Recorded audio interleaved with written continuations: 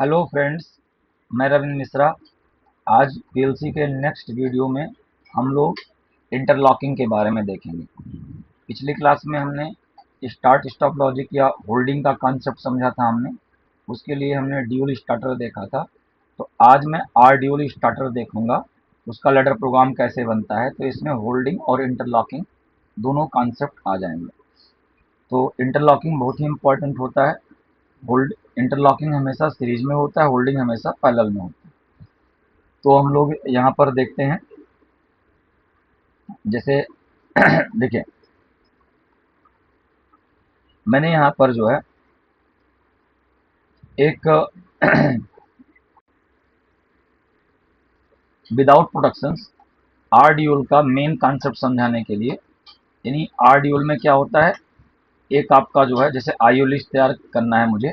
तो IO list के लिए आप देख पा रहे हो, तो यहाँ पर हमने जो है क्या किया है, जो आर ड्यूल का आईओ लिस्ट होता है, इनपुट्स कितने होते हैं, 3 इनपुट्स होते हैं। एक स्टॉप पुश बटन होता है जो कॉमन होता है, जनरली एनसी बिहेवियर का हम रखते हैं। तो स्टॉप पुश बटन है। मान लीजिए मैं पीएलसी प्रोग्रामिंग करूंगा तो ये रेड वाला बटन हम इनपुट 0 पे लगाएंगे जब प्रैक्टिकल प्रोग्रामिंग करेंगे तो। और दूसरा हमारे पास रन फॉरवर्ड डायरेक्शन में चलाने के लिए रन कमांड है, जो कि स्टार्ट बटन होता है, यानी ग्रीन कलर वाला होता है, एनो पुश बटन होता है, जिसको हम फॉरवर्ड कमांड देने के लिए मैं इनपुट 1 पर उसे कनेक्ट करूंगा। और तीसरा अगेन ग्रीन बटन है, रन कमांड है, रिवर्स डायरेक्शन चलाने के लिए। वो भी आपका एनो पुश बटन ही होता है आपका, जो उसको हमने इनपुट 2 नंबर पे लगाया है। और हमारे पास दो कॉन्टेक्टर आ जाते हैं फॉरवर्ड रिवर्स के लिए। तो उसमें क्या होता है, फॉरवर्ड कॉइल के लिए K1 कॉन्टेक्टर हमने नाम दिया है, वो आउटपुट 0 पे लगेगा। और रिवर्स कॉइल K2 कॉन्टेक्टर हमने नाम दिया है, जो आउटपुट 1 पे लगेगा।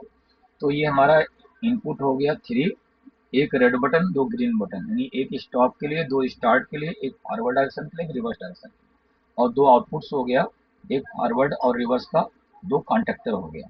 तो यहाँ पर आप लोग देख पा रहे हो, देखिए स्टॉप बटन यहाँ लगा हुआ है। स्टॉप बटन पे जनरली 1 2 लिखा होता है कॉन्टेक्ट पे एनसी बिहेवियर का। और ये रन कमांड है फॉरवर्ड के लिए, 3 4 लिखा हुआ है, 3 4 लिखा हुआ है। और आपका ये forward coil A1 A2 coil है, फॉरवर्ड की क्वाइल K1 है। तो आपका, और यहाँ पर ये जो है पैरेलल में जो हमने, अगर अभी ये एनसी वाला हटा दो, तो पिछली क्लास में जो हमने आरड्यूल पढ़ा था, इस सर्किट को होल्ड कराने के लिए जो फॉरवर्ड कॉन्टेक्टर के अंदर एनो कॉन्टेक्ट है, 13 और 14 नंबर, जो आपका जो है टर्मिनल है, वो 13 14 नंबर, वो आपका जो है फॉरवर्ड है, फॉरवर्ड क्वाइल का, यानी K1 का एनो कॉन्टेक्ट है। तो अभी इसको छोड़िए थोड़ा सा। तो आपने यहाँ पर लगाया, तो अभी आपने क्या किया था, जब आपने ग्रीन बटन प्रेस किया था, कॉन्टेक्टर होल्ड हुआ था और ये एनो एनसी बन गया था। तो आपका छोड़ने के बाद भी ये पाथ मेंटेन करके चल रहा था। और आपका जो है यहाँ पर अभी हमने जब डायरेक्शन चेंज करना है, तो वहाँ दो कॉन्टेक्टर लग जाएगा, जैसे 3 फेज इंडक्शन मोटर होता है। और अगर उसका डायरेक्शन चेंज करना होता है तो दो वायर को इंटरचेंज, दो फेज को इंटरचेंज करना होता है। तो दो कॉन्टेक्टर लगाए हो तो पावर सर्किट में एक, जब एक कॉन्टेक्टर स्विच होगा तो इसको सीधा, यानी जो RYB L1 L2 L3 था, वो सीधा टर्मिनल 1 टर्मिनल 2 टर्मिनल 3, यानी U1 B1 W1 पे चला जाएगा। और जब दूसरा वाला कंडक्टर एनर्जाइज होगा तो दो तार घुमा के चला जाएगा, यानी आपका जो है जैसे दो कंडक्टर होते हैं, तो उसमें आपका, जैसे अगर हम इसको एक बार यहाँ हम समझने की कोशिश करें, तो ऐसा होता है कुछ, जैसे अगर थोड़ा सा यहाँ पर रहेगा, तो क्या होता है कि जैसे हम छोटा सा हल्का सा वैसे वो बनाएंगे। जैसे मान लो अभी नॉर्मल हमारा एक कॉन्टेक्टर था, एक कॉन्टेक्टर था, इस कॉन्टेक्टर में आपका जो है A1 A2 कॉइल था, ये A1 और A2, A1 A2 कॉइल था, A1 A2 आपका कॉइल A1 A2 आपका कॉइल हो गया।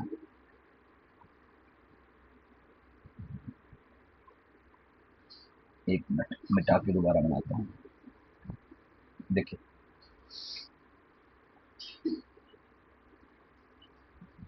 ये ऐसा कुछ था।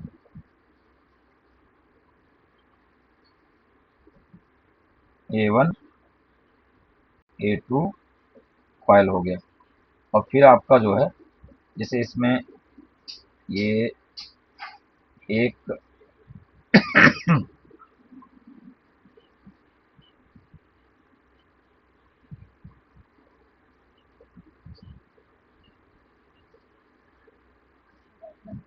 ये इस तरीके से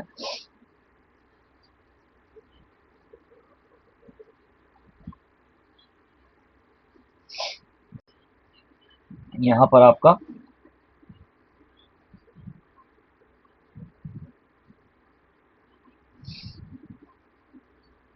यहाँ पर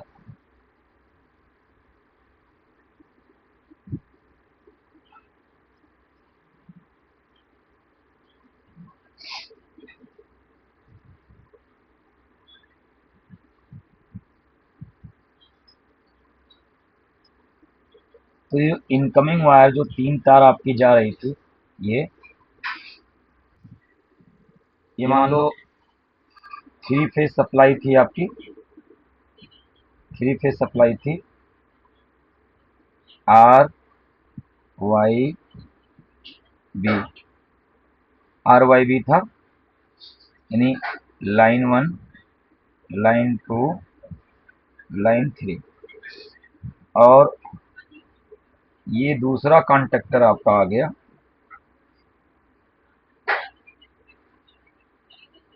इसके अंदर भी A1 A2 कॉइल होगा। ये K1 कॉन्टेक्टर था और एक K2 कॉन्टेक्टर था, 2 कॉन्टेक्टर आपके पास होगा। तो इसके अंदर भी जो है क्या होगा, यहाँ पर 3 कॉन्टेक्ट्स पावर कॉन्टेक्ट्स होंगे, 3 पावर कॉन्टेक्ट्स होंगे इसके अंदर भी, और एक ऑक्सिलरी कॉन्टेक्ट्स, ये 13 14 है, ये होगा। तो इसमें एक्चुअल में होता क्या है, जो 3 फेज सप्लाई आ रही है तो इनकमिंग साइड में जैसे ये इस तरीके से है, तो मान लो इनकमिंग साइड में तो आपने L1 को L2 से कनेक्ट कर दिया, आप जो है L2 को L2 से कनेक्ट कर दिया, और L3 को आपने L3 से कनेक्ट कर दिया। जो 3 फेज सप्लाई आपकी आ रही थी RYB, तो यहाँ पर आपने कनेक्ट कर दिया। और जो आपका यहाँ पर जैसे ये पेन लेते हैं, देखिए अब मान लो 3 फेज का इंडक्शन मोटर था, यहाँ पर आपका एक 3 फेज का इंडक्शन मोटर है, 3 फेज का इंडक्शन मोटर है। मान लो इसका ये 6 टर्मिनल निकले थे, तो दूसरा सिरा ये U2 V2 W2 शॉर्ट हो गया, यानी U2 V2 और W2 को आपने शॉर्ट कर दिया, मान लो स्टार में चलाया। अब ये पहला सिरा था U1 V1 W1, ये पहला सिरा था, 6 टर्मिनल निकले थे, U1 V1 V1 और W1, ये प्राइमरी वाइंडिंग थी। तो देखिए जब ये वाला कंडक्टर स्विच होगा तो आपका सीधा सीधा U1 और V1 और W1 इस पे लग जाएगा। और जब ये वाला अभी हमने कोई प्रोटोकॉल जस्ट हम कॉन्सेप्ट समझाने के लिए बता रहे हैं। और इसमें क्या होगा, कोई भी जैसे मान लीजिए इसका आ रहा था, कोई भी 2 फेज इंटरचेंज करना है, मान लो जो U1 था, U1 को आपने U1 के साथ ही जोड़ दिया, यानी पहले बार को, तो लेकिन जो है अब आपको ये U2 था, इसको यानी ये जो देखिए, यानी जो U1 था, U1 को आपने U1 के साथ जोड़ दिया, तो अब आपका जो बीच वाला है वो लास्ट में जोड़ दोगे, और लास्ट वाला वायर आप जो है बीच में जोड़ दोगे।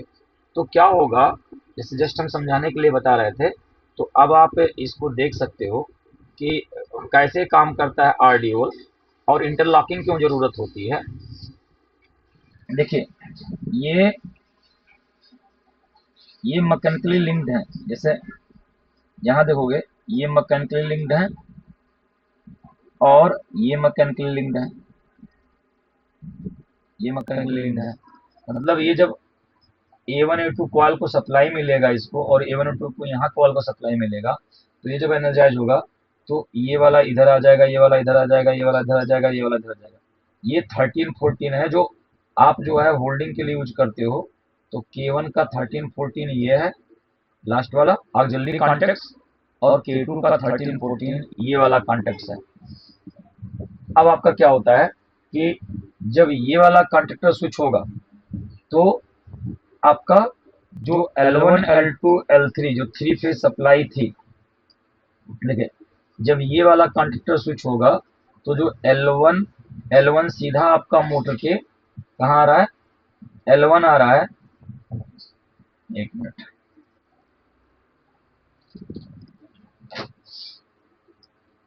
देखिए ये ऊपर तो सब ठीक था। तो देखिए जब ये वाला कॉन्टेक्टर स्विच हो रहा है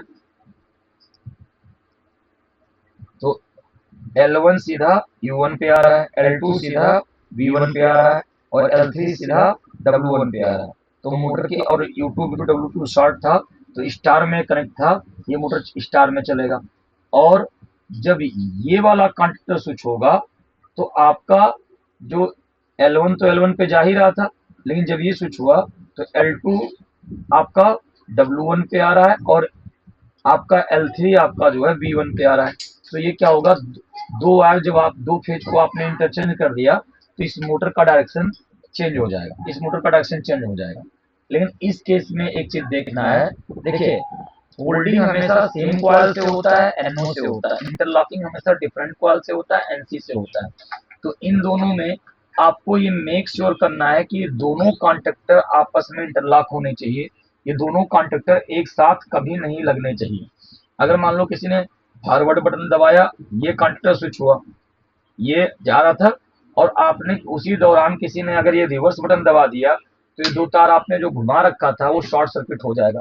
तो आपको मेक श्योर करना है कि बिना स्टॉप किए किसी भी डायरेक्शन में इसको आपका जो है दूसरा कॉन्टेक्टर नहीं लगना चाहिए। अगर फॉरवर्ड चल रहा है तो रिवर्स नहीं चलना चाहिए, रिवर्स चल रहा है तो फॉरवर्ड नहीं चलना चाहिए। तो इसके लिए आप यानी कह सकते हो कि दोनों कॉन्टेक्टर को एक दूसरे को आपको इंटरलॉक करना है। तो हम देखते हैं कि ये इंटरलॉकिंग इलेक्ट्रिकल में कैसे होता है, और साथ ही साथ जो है आपका प्रोग्रामिंग में कैसे होता है।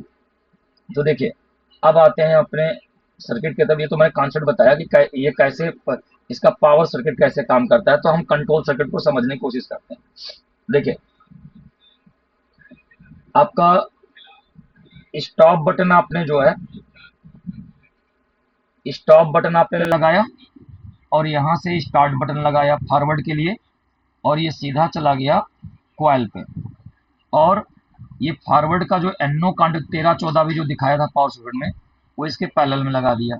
और यहीं से हमारा दूसरा वायर निकला, सेम इसी सर्किट को रिपीट किया। ये रन कमांड रिवर्स दूसरा जो ग्रीन बटन था वो यहाँ से आया, और ये रिवर्स कॉइल को चला गया, और रिवर्स कॉइल के NO को यहाँ लगा दिया आपने इसके पैरेलल में। लेकिन देखिए तो होल्डिंग जब करना था तो फॉरवर्ड कॉइल यानी K1 के NO को, K1 सर्किट को होल्ड करने के लिए सेम K1 की NO यूज की गई है, और ये K2 सर्किट को होल्ड करने के लिए K2 की NO यूज की गई है। मतलब 13 14 दोनों है, लेकिन K1 सर्किट को फॉरवर्ड को होल्ड करने के लिए फॉरवर्ड कंडक्टर का NO, और रिवर्स को होल्ड करने के लिए रिवर्स कंडक्टर का NO पैरेलल में लगाए गए हैं। तो इन दोनों कॉन्टेक्ट जो 13 14 यूज कर रहे हो इसको कहते हैं होल्डिंग कॉन्टेक्ट, जो आप कल हम लोग जो है पढ़ चुके हैं। अब आपका जो है ये, लेकिन जो इंटरलॉकिंग होता है सीरीज में लगा है NC। अब 21 22 अगर एक NO एक NC इनबिल्ट है तो 13 14 आपका NO होता है, और 21 22 जो है NC होता है। और नहीं तो अगर कॉन्टेक्ट में एक NO तो रहता है कॉन्टेक्टर में, लेकिन अगर आपका NC नहीं है तो हम एड ऑन ब्लॉक लगाते हैं। जैसे 61 62 NC कॉन्टेक्ट है, या 53 54 NO कॉन्टेक्ट है, तो NO NC बढ़ाने के लिए हम कॉन्टेक्टर के ऊपर एड ऑन ब्लॉक्स भी लगाते हैं। तो मुझे जब फॉरवर्ड की सीरीज में रिवर्स यानी K2 मतलब K1 में K2 की NC लगी है, और रिवर्स यानी K2 में फॉरवर्ड यानी K1 की NC लगी है, तो ये दोनों जो सीरीज में लगाए हो इसको इंटरलॉकिंग कहते हैं। अब देखते हैं काम कैसे करता है। हमने आपको बताया कि रिले और कॉन्टेक्टर के अंदर, दोनों के अंदर कॉइल होता है, और जब कॉइल को सप्लाई देते हो तो जितने भी इनसाइड कॉन्टेक्ट्स हैं वो चेंज ओवर हो जाते हैं। तो पहले हम एक एक सर्किट को चेक करेंगे। देखिए, जब हमने ये फॉरवर्ड कमांड किसी ने प्रेस किया तो उस समय, क्योंकि देखिए जब हमने कोई बटन नहीं प्रेस किया था तो ये एनसी सा सप्लाई यहाँ तक आ रहा है लेकिन यहाँ रुका हुआ है, फिर कोई कॉइल को सप्लाई नहीं मिल रही थी तो यहाँ भी रुका हुआ है, इस पाथ में भी यहाँ रुका हुआ है, यहाँ रुका हुआ है। तो अभी जब कोई कॉइल एनर्जाइज नहीं है तो दोनों के एनसी पर कोई इफेक्ट नहीं पड़ा, इनका होना या ना होना इस सर्किट पे कोई इफेक्ट नहीं डाल रहा है। तो फिर आपको क्या किया गया है, सबसे पहले जैसे ही आपने ये रेड बटन दबा, ये ग्रीन बटन दबाया, फॉरवर्ड कमांड दिया, तो ये सर्किट पूरा होते ही फॉरवर्ड कॉइल एनर्जाइज हो गई। अब फॉरवर्ड के कॉन्टेक्ट जहां जहां है वो चेंज ओवर हो जाएंगे। तो देखो ये फॉरवर्ड का ये फॉरवर्ड का क्या था, यहाँ पर जो है ये फॉरवर्ड का एनओ कॉन्टेक्ट था। तो जैसे फॉरवर्ड कॉइल एनर्जाइज हुआ तो ये एनओ क्या बन जाएगा, ये फॉरवर्ड का एनओ था तो ये बन जाएगा एनसी, ये यहाँ चिपक जाएगा, ये एनसी बन गया। और ये तो रिवर्स का है, इस पर कोई फर्क नहीं पड़ेगा, लेकिन ये फॉरवर्ड का एनसी कॉन्टेक्ट था, ये हट जाएगा, ये बन जाएगा एनओ। तो अब जिस मोमेंट पे आपने प्रेस करते ही मैग्नेट बना तो ये कांटेक्ट चिपक गया, और ये कांटेक्ट जो है क्योंकि ये फॉरवर्ड का एनओ है तो एनसी बन जाएगा, और ये फॉरवर्ड का एनसी है एनओ बन जाएगा। अब अगर आपने इसको स्टार्ट को छोड़ भी दिया, अब कोई फर्क नहीं पड़ने वाला है। अगर आप यहाँ से अब स्टॉप को छोड़ भी देते हो इस स्टार्ट को, तो इस पर कोई फर्क नहीं पड़ना है। ये पाथ इसे मेंटेन करने के लिए चिपक चुका है, मैग्नेट बन चुका है, ये पाथ इसे कंटिन्यू करके रखेगा। अब चाहे इसे प्रेस करो या रिलीज करो कोई फर्क नहीं पड़ता इस पे, ये सर्किट होल्ड हो गया। तो ये होल्ड हो गया, लैच हो गया, सेट हो गया, रिटेन हो गया। अब इस दौरान जब तक कोई फॉरवर्ड चल रहा है, अब इस दौरान कोई अगर ये रिवर्स वाले स्टार्ट को कमांड देगा, ये प्रेस करने की कोशिश करेगा भी, तो जब तक ये फॉरवर्ड चल रहा है तब तक ये कांटेक्ट हटा रहेगा। यानी यहाँ आपने बटन को प्रेस तो कर दिया लेकिन ये आगे नहीं बढ़ने देगा। सबसे पहले क्या करना पड़ेगा, आप जैसे स्टॉप दबाओगे तो आपकी सप्लाई यहीं ब्रेक होते ही होल्डिंग ब्रेक हो गया, ये पहले छोड़ चुके थे, अब फिर से ये नॉर्मल कंडीशन में आ जाएगा। तो उस दौरान अगर किसी ने स्टार्ट बटन ये दबाया, रिवर्स कमांड दिया, तो उस समय ये सर्किट पूरा होते ही रिवर्स कॉइल में मैग्नेट बना।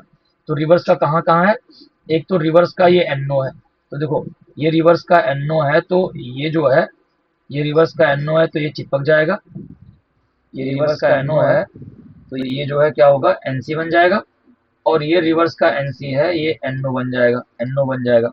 तो अब आप अगर देख पा रहे हो तो क्या हुआ यहाँ पर कि जब ये रिवर्स सर्किट चल रही है तो ये चिपक चुका हुआ है, अब इसे छोड़ दोगे तो ये पाथ मेंटेन रहेगा, और उस दौरान ये फॉरवर्ड के जो सीरीज में लगाए थे ये एनसी एनओ बना हुआ है, अब उस दौरान कोई फॉरवर्ड कमांड देगा तो ये चलने नहीं देगा।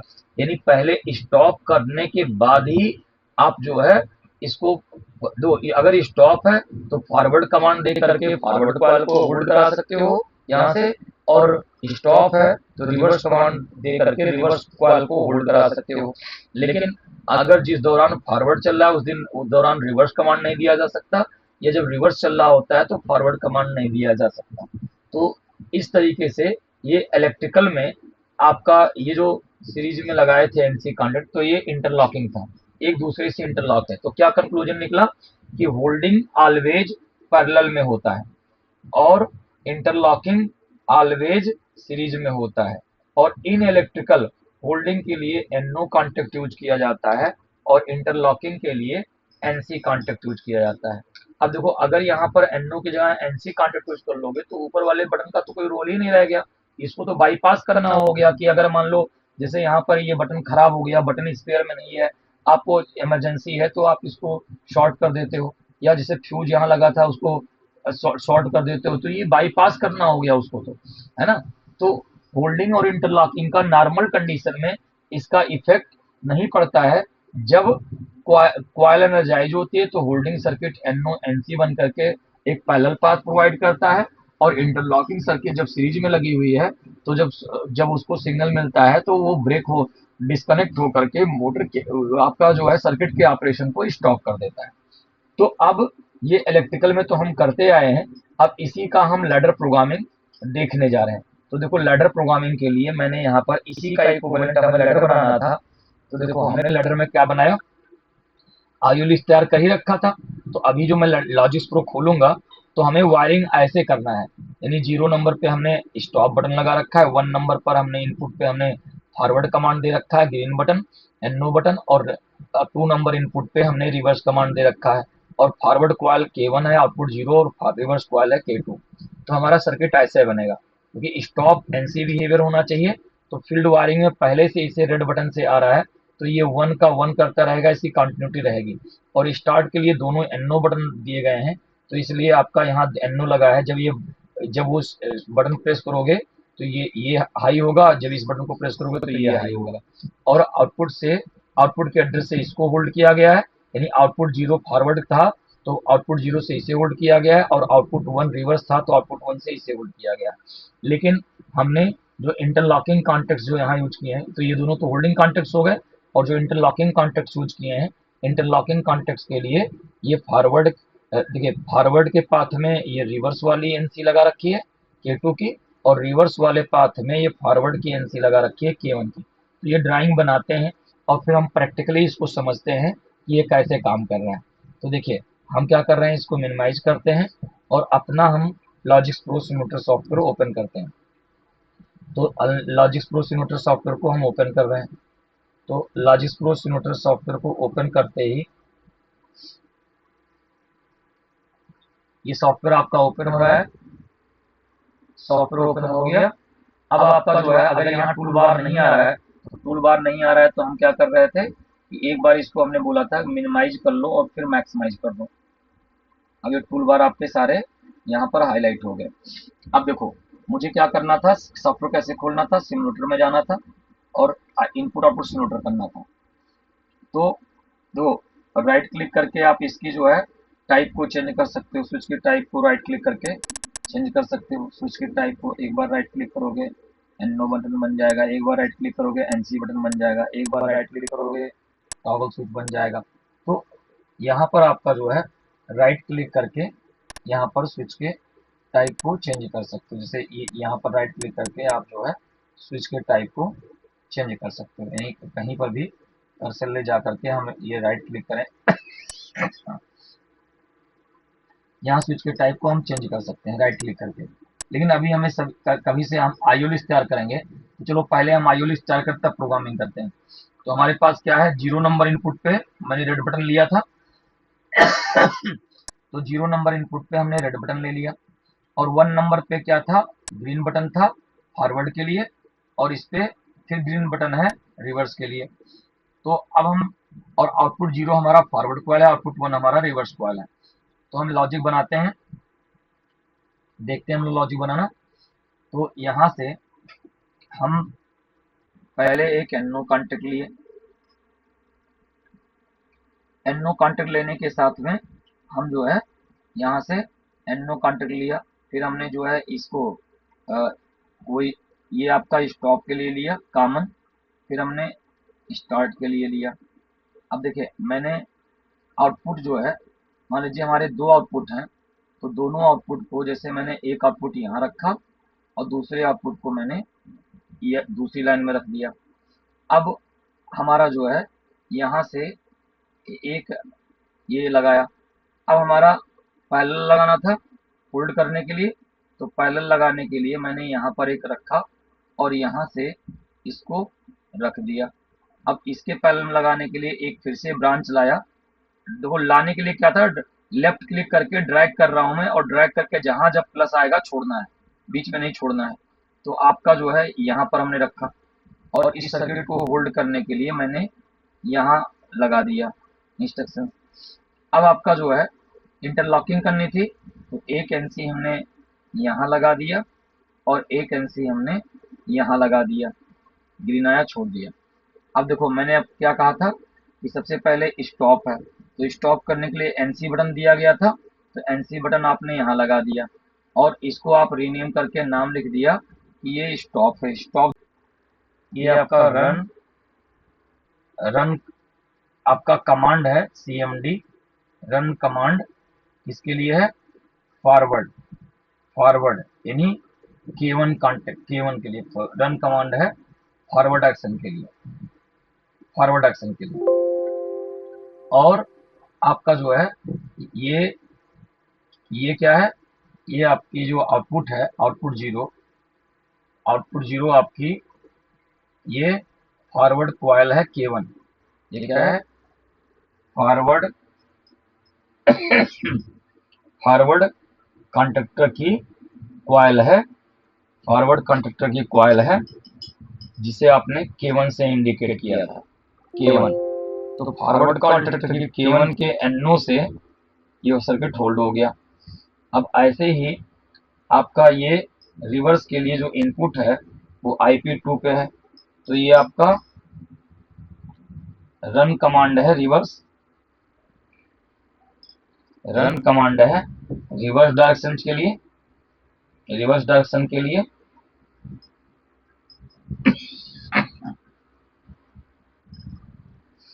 रन कमांड है रिवर्स डायरेक्शन के लिए, और उसके लिए आउटपुट नंबर 1 चला। तो आउटपुट नंबर 1 ये क्या है? रिवर्स कॉइल है। रिवर्स कॉइल का नाम क्या था? K2। और इस K2 से आपने होल्ड करा दिया।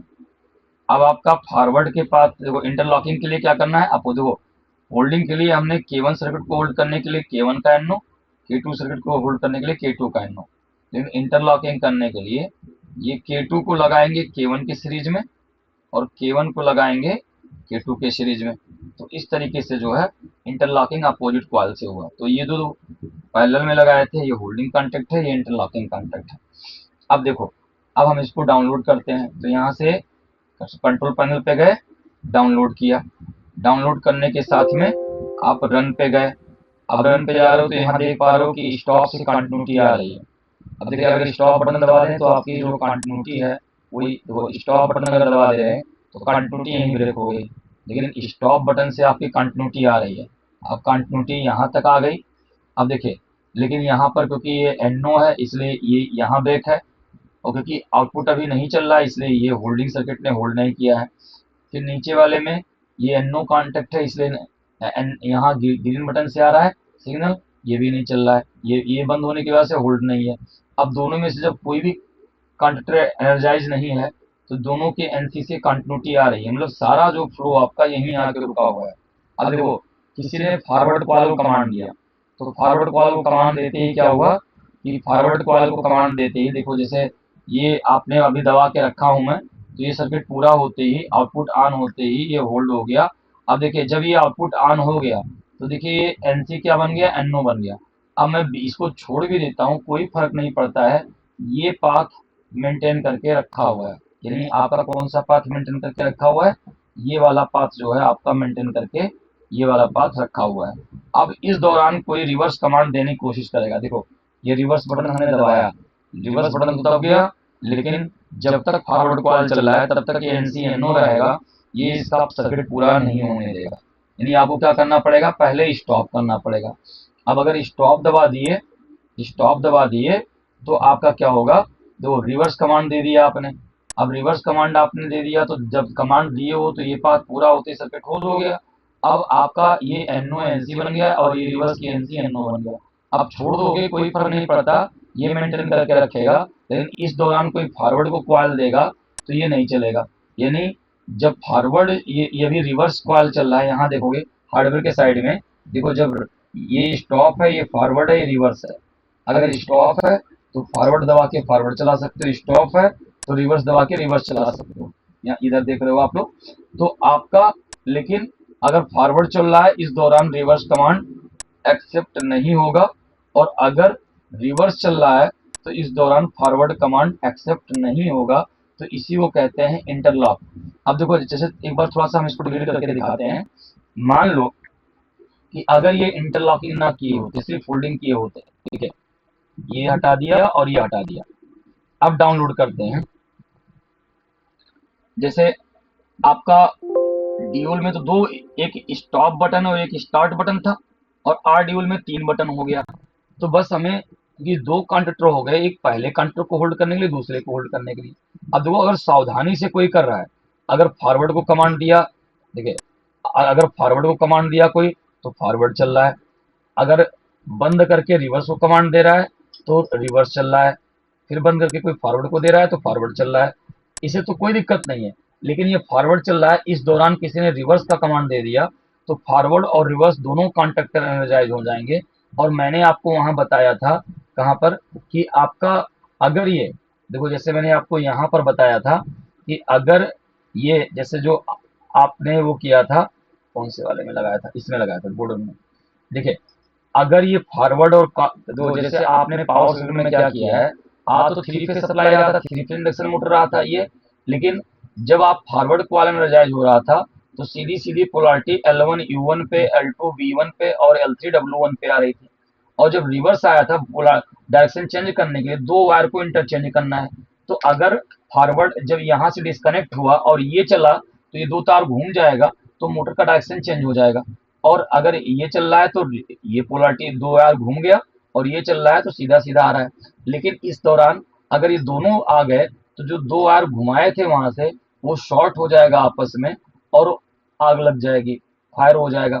तो इसके लिए आपको ध्यान देना था कि आपको दोनों किसी केस में नहीं लगनी चाहिए। अगर स्टॉप कर दो, वैसे तो आपका स्टार्ट कर रहे हो तो ये फॉरवर्ड चला रहे हो, फॉरवर्ड रिवर्स चला रहे हो, रिवर्स रिवर्स चला था, किसी ने फॉरवर्ड कर दिया तो दोनों का कॉइल लग गया। तो इसीलिए हमें यहाँ क्या करना था, एक दूसरे से इंटरलॉक करना था। तो सीरीज में हमने 2 एनसी कॉन्टेक्ट यूज किए थे, और फॉरवर्ड के पाथ में हमने रिवर्स की एनसी, और रिवर्स के पाथ में फॉरवर्ड कॉइल की एनसी लगा करके, अब ये पूरी तरह से सेफ है। ये आर ड्यूल का लैडर प्रोग्राम है। कल हमने ड्यूल डायरेक्ट एनालिसिस स्टार्टर का लैडर प्रोग्राम पढ़ा था, इलेक्ट्रिकल सर्किट देखा था। और अब आज हमने जो है देखा कि ये, आज हम लोगों ने देखा कि ये आपका आर ड्यूल का, यानी फॉरवर्ड रिवर्स का, forward direction control of A motor का, आपने ये कंट्रोल सर्किट, पावर सर्किट के पीछे देखा, और साथ में यहाँ पर इसका लैडर प्रोग्रामिंग कैसे बनती है, ऐसा देखा। तो हार्डवेयर की तरफ देखोगे, ये फॉरवर्ड कंट्रोल कॉइल है, ये रिवर्स कंट्रोल है, और आपका जो है ये स्टॉप और फॉरवर्ड और रिवर्स, दो फॉरवर्ड कमांड देने पे फॉरवर्ड चल रहा है, उस दौरान रिवर्स कमांड दे रहे हो लेकिन ये एक्सेप्ट नहीं हो रहा है, और रिवर्स कमांड जब दे रही है तो रिवर्स कॉल चल रहा है, इस दौरान फॉरवर्ड कॉल एक्सेप्ट नहीं होगा। तो इस तरीके से हम लोगों ने इंटरलॉकिंग भी समझा। तो हमने होल्डिंग और इंटरलॉकिंग, और साथ ही साथ ड्यूल स्टार्टर, डायरेक्ट स्टार्टर का लैडर प्रोग्राम, जिसको हमने होल्डिंग करने के लिए यूज किया था, और स्टार्ट स्टॉप के 4 केस भी पढ़े थे। और आज हमने direction control of A motor या आर ड्यूल का रिवर्सल डायरेक्ट लाइन स्टार्टर का भी कंट्रोल सर्किट भी देखा, और कैसे वो काम करता है। और यहाँ पर हमने इसकी लैडर प्रोग्रामिंग भी सीखी। तो आज के लिए इतना ही। Thank you for watching.